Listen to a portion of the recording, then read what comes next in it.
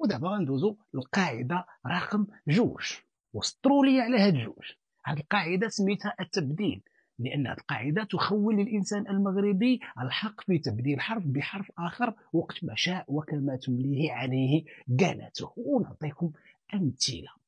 كنقولوا مدغ والاصل مدغ والميم اصبح نونا. كنقولوا خربق والاصل خربط والطاء اصبحت قاف.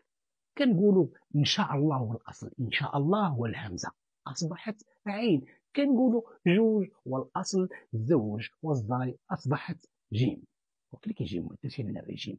فقط لتذكير هذا التحور اللي كيعرفوا رقم جوج في ثقافتنا المغربيه راه كاين حتى عند التوانسه كيقولوا ليه زوز، وحتى عند المصريين كيقولوا ليه جوز. جوز ارانب. دونك هما قالوا جوز، توانسه زوز، حنا جوج والاصل زوج.